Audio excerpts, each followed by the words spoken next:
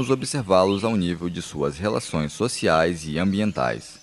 Mas para compreendermos a complexidade de seu funcionamento, precisamos ir além e estudar órgãos, tecidos e finalmente chegarmos às células, a base estrutural e funcional de todo organismo vivo.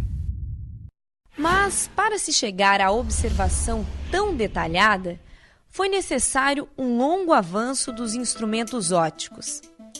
A invenção do primeiro microscópio data de 1590 e é atribuída aos irmãos holandeses Francis e Zacharias Janssen.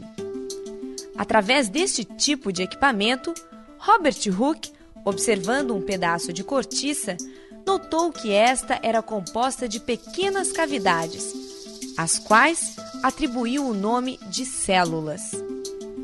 Mas a estrutura celular só começa a ser descrita a partir de 1833, quando Robert Brown descreve o núcleo celular, presente nas células eucariontes.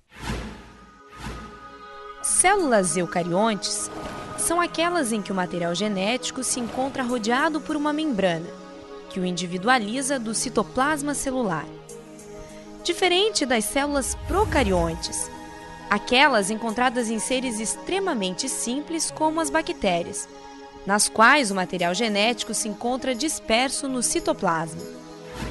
Uma célula eucarionte é formada por 3 partes fundamentais: a membrana celular, o citoplasma, onde estão mergulhadas as organelas, e o núcleo, que contém o material genético.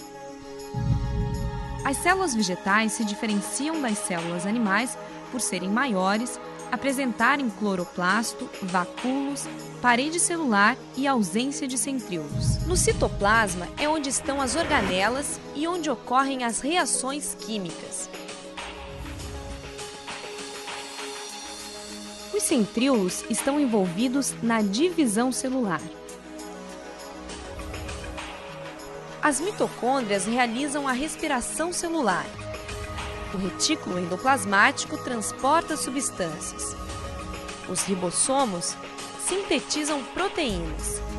O complexo de Golgi processa estas proteínas, adaptando-as para as mais diversas funções.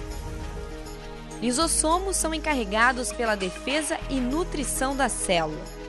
O citoesqueleto é um emaranhado de proteínas que dá forma e auxilia na movimentação celular.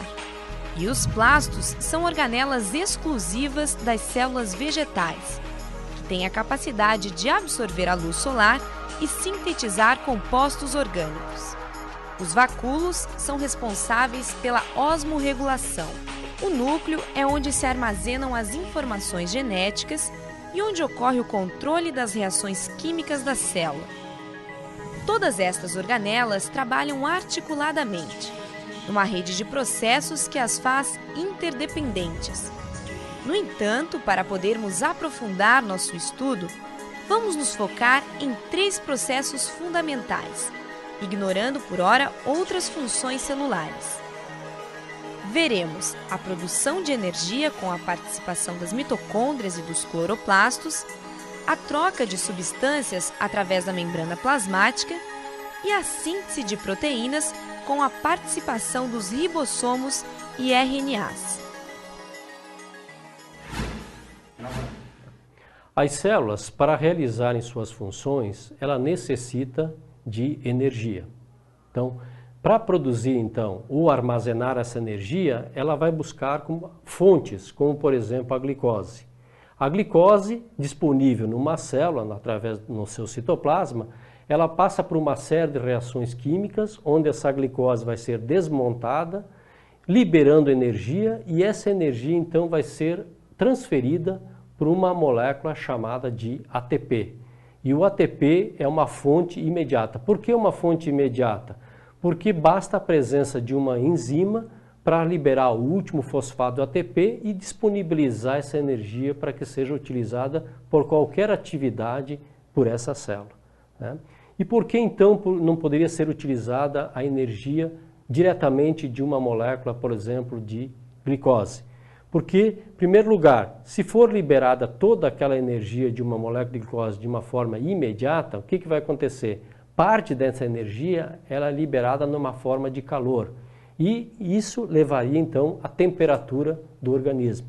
E essa temperatura muito elevada leva ao processo de carbonização celular, como consequência, a morte dessa célula.